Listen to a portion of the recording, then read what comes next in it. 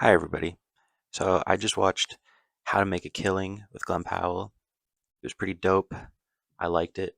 I didn't even realize it come out, and I was excited to see. My friend told me that it come out, so we watched together, and it was good. And he liked it too, so that was a good thing, I guess. We enjoyed the movie together. Fun thing to do. And obviously, I was gonna watch this movie because I love Glenn Powell. Watched all his other movies. He's one of the best. He definitely kills it in this. And I guess this is like a review. And if you've seen any of my other videos, obviously I've watched every movie and of an actor and actress, and I just can't do that anymore.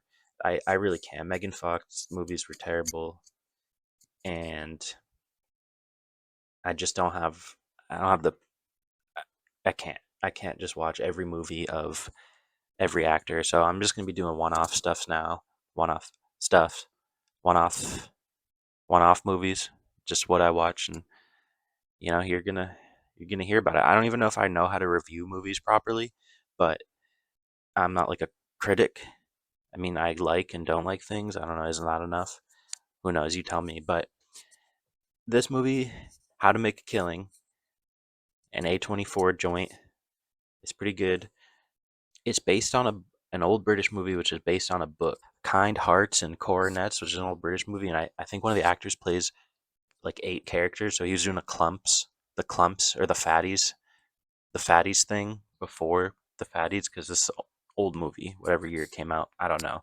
And then the book Israel Rank, the autobiography of a criminal, which that movie is based on, I think came out in the beginning of like the 1900s. So nothing original, but this was good, and I didn't know those existed till I looked it up till I read the Wikipedia page. So to me, it was original, and I don't care. Who cares? It was fun. It was a very fun movie.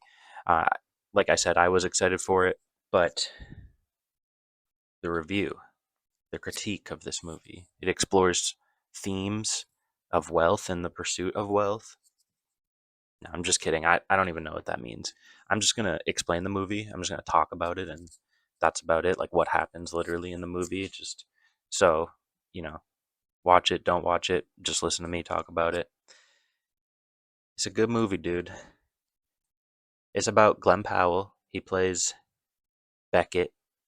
Bennett? Beckett, I think. Beckett. His name is Beckett. And he's like the last in line for the family fortune. I don't know. It's in a revocable trust, so I think it's just whoever is left gets all the money. But I don't know. His mom is disinherited.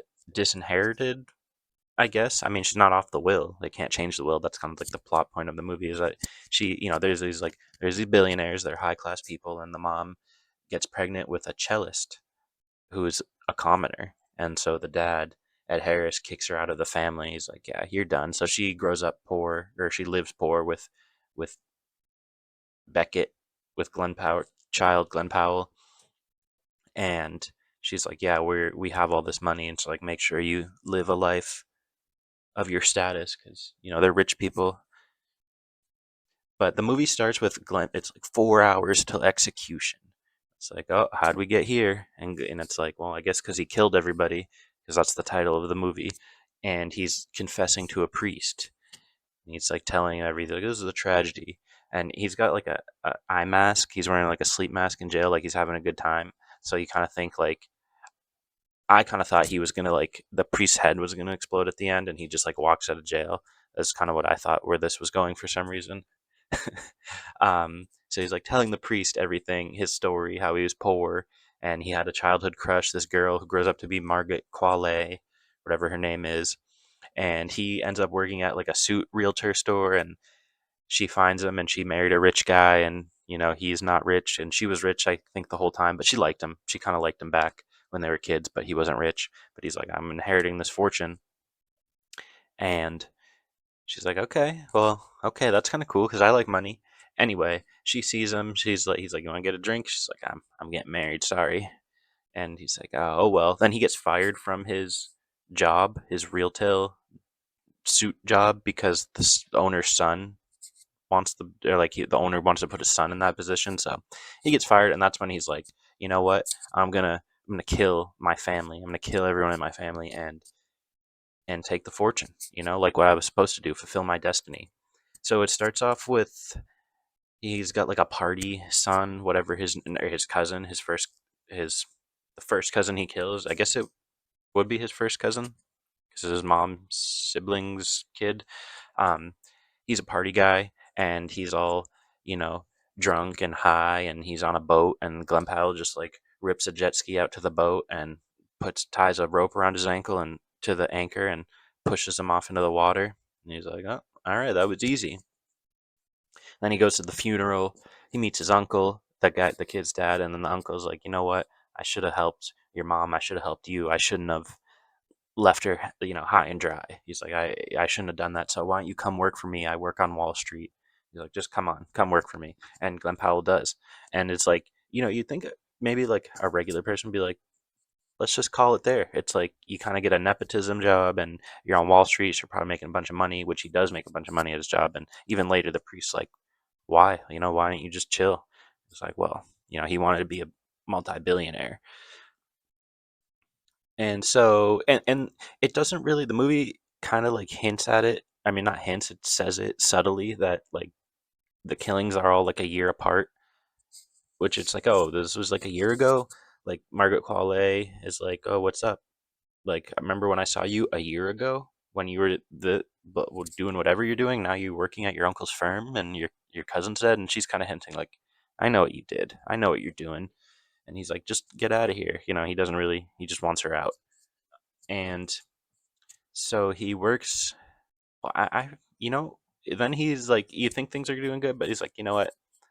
Nah, I'm gonna go kill my other cousin now, who's like an artist guy, and he's just like a pretentious rich artist guy that takes pictures and stuff, and he kind of befriends him, and then they like he meets his girlfriend, his cousin's girlfriend, and they hit it off, and they have like this very corny scene where they're like talking about their favorite book because she's not really interested in money. She just wants to be a teacher, and she's like, "Oh, well, I love literature." And then they like say in unison their favorite book and why it's their favorite book because I guess they read the Wikipedia of the book or whatever that says what I don't know. They just say the same exact thing. Like, where else are you gonna get that besides reading someone else's summary of a book? Because like, how would you say the same exact thing about why you like the book? But whatever, you know. And it's corny, but it's like kind of funny because like everything works out for Glenn Powell or Beckett, the character, and it's like yeah, and I banged her because like later he goes to the cousin's house and the cousin develops his own photos, so he like puts chemicals in the photos that will make the dark room a ticking time bomb for when he if a light is there. And it shows that the cousin smokes, but then Glenn Powell breaks the light bulb, so when he pulls the light bulb, it will cause a spark and blow him up. But I thought it was going to be because he smoked a cigarette. But anyway, they flirt a bunch at the dinner party. Glenn Powell sets his bomb trap, and then he leaves, and then the girlfriend runs after him, and then he just like kisses her, and it's all badass and stuff. He's like, yeah, whatever I want works for me because I'm Glenn Powell. It's something distracting about him in the movie. It's like he definitely, I think he mewed too much. You can like tell his like his jaws are like out to here, and his like chin is still like right here. His like jaws are out here, and I was like, "Go, good for him. He's dedicated to mewing."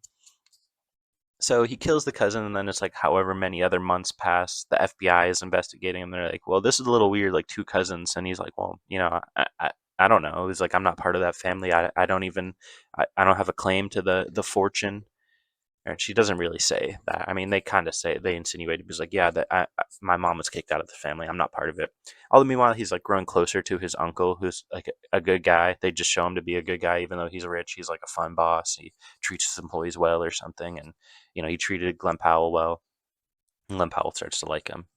So his next victim, and then Margot, he was rising the ranks in the firm, and he gets his own office and everything. Then Margaret Crawley comes in and she's like, I need a loan. My husband's broke. He lied to me. And then Glenn Powell's like, no, I'm not going to do that for you. Like, get out. Because he's got the new girl who's actually much prettier than she is. And then he's like, I'm going to kill my other cousin, Topher Grace, who's a pastor.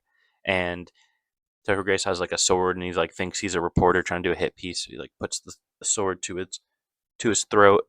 And he's like, oh, I'm actually your cousin.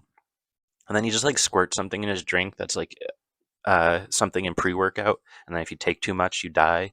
And so that happened. He goes to every funeral, by the way. He's always at every funeral, which is a little weird because the family doesn't know him. And you know, I mean, Ed Harris is never there. He's like the final boss, obviously, because he's like like in a shadowy chair in the beginning when he disenfranchises his mom or disinheritance or kicks his mom out, whatever. So his two cousins, I guess that guy's his cousin. It's his. I would call him my uncle, my mom's cousin, or I don't know. Anyone, my mom's cousins or sister to me, that would be my uncle. He says, "Oh, I'm your cousin," but it's not like his cousin from whatever. So Topher Grace is dead. He kind of looks like who I thought it was at first. He kind of looks like the Rick Flag guy from Superman. I don't know. You tell me if you think he looks like that. But so now then they just like, oh, there's his aunt or something. She adopted 11 kids. There's like a quick little thing. He just kills her quickly. He like goes to her spa and puts like poison in her whitening tooth thing that's found in what tooth whitening. So it's like it looks like an accident. And he just gives it to her. She puts it in her mouth and dies. And so they're out of the way. I think that's everybody but his uncle, and he's rising the ranks, and he's got a good life with his girlfriend, and they love each other. And Margot Qualley, well, but before they love each other, they he invites her over for dinner, and then after her like boyfriend had died, I guess like years after, and then Margot Qualley is like waiting there for him. She's like, "I need money," and he's like, "Get out!" And then he goes and has a date with his girlfriend, and then they love each other, and he's rising the ranks. And his uncle's a good guy, and he's like, all the meanwhile he's telling the story to the priest. So is that an example of good exposition, where he's telling the story to fill you in on certain stuff? It's fine. The movie's funny. It's pretty funny and it's fun, and it's just like you want Glenn Powell to win. So you're like, he's on death row. Like, why is he? You want him to win. I kind of wanted to go in hoping he wins all this, but anyway, everyone's dead except his uncle. But then his uncle has a heart attack and dies, and he's devastated. And then all that's left is Ed Harris. But then Margot Qualley is like, "Hey, I hired a PI to follow you. It's like you've obviously killed everyone in your family to get the inheritance." She's like, "That's fine. I just need you to give my husband some money because he's broke and I don't want to be broke." So then Beckett is all frantic. He's like, steals some money from the firm. I guess he's in charge of the firm now that his uncle died because he's like really good at it. And then around like before this, the priest is like, "Why don't you just chill? It's like you make a bunch of money. Your uncle's probably gonna hook you up." He doesn't say that, but that's what I would be thinking. Like, my uncle probably hooked me up. Why don't I just chill with the love of my life? But you know, it's this movie explores wealth and the pursuit of wealth. um, and then he's all frantic, so he like rushes over to Margaret. Like, "You got 30 minutes to give him the money, or I'm gonna tell your wife you killed or your girlfriend you killed all these people and their fiance, whatever." And it's like, and then also at the same time, after his uncle dies and he's the last inheritor, he gets invited to his grandfather, meeting with the father, his grandfather's house. Also, his father died the day he was born. That's why it's just his mom. Forgot to mention that earlier. But so now he's all frantic. He's like rushing over to wherever this guy is to give him the money. They fight a little bit. The guy's like, "She's always loved you. She's never liked me." Blah, blah, blah. And he's like, all right, I gotta go. Here's the money. And he touches a letter opener. A letter opener. Keep that in mind, all right? And then he goes and meets with Ed Harris, and Ed Harris have dinner, and they're like, "Come on, I want to show you something." He gives him a gun, and he's like, "Point it at me." And, it's like, "This is your opportunity." He's like, "I know you killed everybody else." And then he's like, "I got to get out of here." He's like, "I'm missing my engagement party. I'm missing my engagement party for this." It's like, come on, Beckett, what the heck are you doing? And then Ed Harris starts shooting at all the doors are locked when he tries to leave, and Ed Harris is trying to kill him. He's like, "I'm gonna kill you," and he's like running around chasing him. He's like, "There's nowhere for you to go," and he ends up in like the hunting room, and there's like bow and arrow on the shelf. There's two, and the first one he tries, it breaks, and the second one it works, and he's shoots him twice, kills Ed Harris in self defense, and making him he did it. He that's how he made a killing. He's a multi-billionaire now, and it's scot free because it was in self defense. And he's good with the bow and arrow because his mom like trained him with bow and arrow when she was young because she's like, we're high class people. You're gonna do high class things like archery. So that comes back. And then he's, at some like rich people induction ceremony, and it's like introducing everyone. It's like he's the new rich guy, and they're all like, "Oh, charmed, charmed." I'm sure, and his girlfriend is a little like, she's like, "I don't really like this." She was never really one about money. She's uncomfortable by the whole thing. And then the FBI show up, and they're like, "You're arrested for murder." Like, whose murder? They're like Margot Collet's husband. It's like we got camera of you, and he's in jail, and the trial. Margot Qualley's like, I always loved him. He loved me, and it's like that's why he did it. That's why he killed my husband.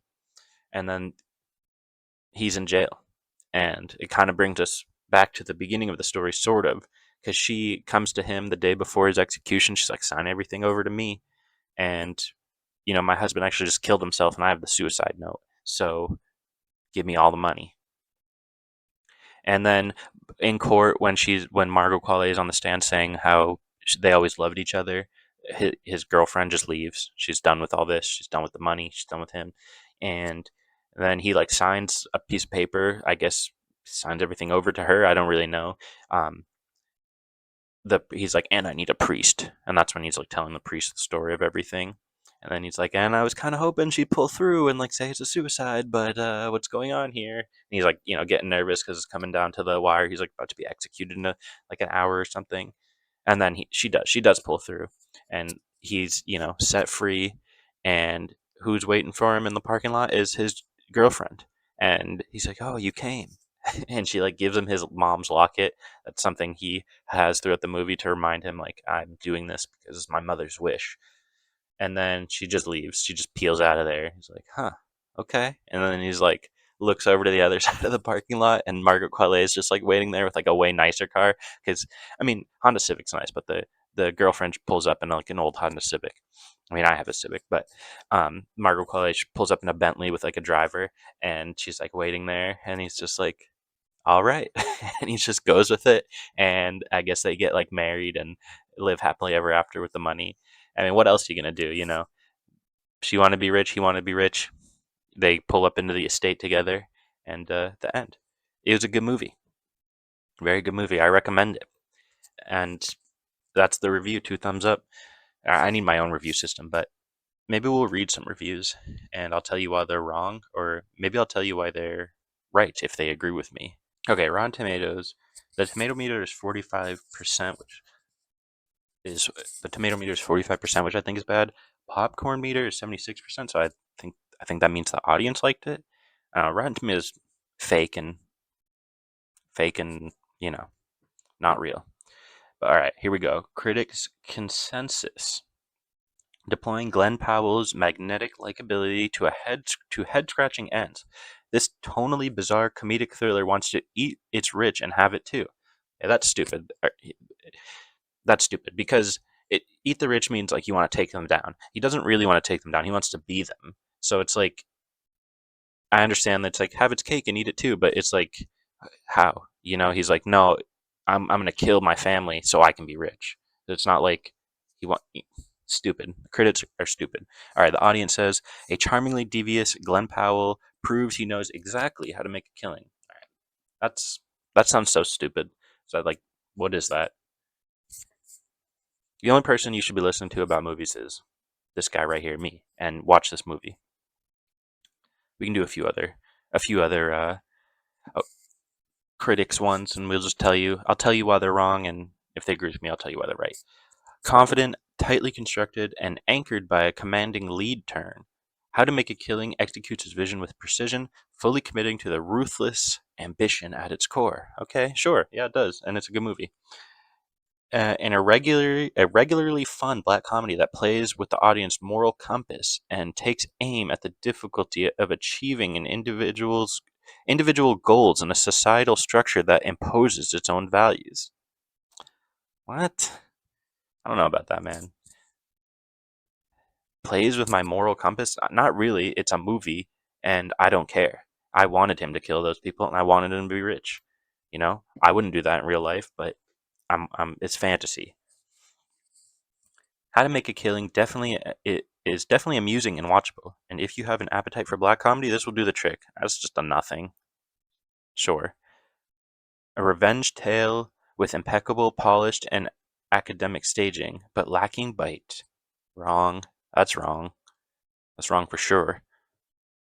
Because the male lead has no character arc, Killing is a cinematic version of non-nourishing but tasty bag of Doritos that adds bad chemicals to your body. Uh, wrong. You're wrong. Bad review. May not be more than the sum of its parts, but the parts are still solid. No, it's good, and the parts are good, and yeah, it's all good. I don't really know what more than the sum of its parts means. I kind of do, but he only likes certain parts, but not the whole thing. But no, I like all the parts and the whole thing. So yeah, don't listen to these stupid critics, and just listen to me. I'll be back with some other movie reviews, and I'll tell you if it's good or not, and then you watch it, and I'll tell you when not to watch it, but you just give it a shot. Make your own opinion. But by the way, I am right about most of this stuff. So we'll see you in the next one.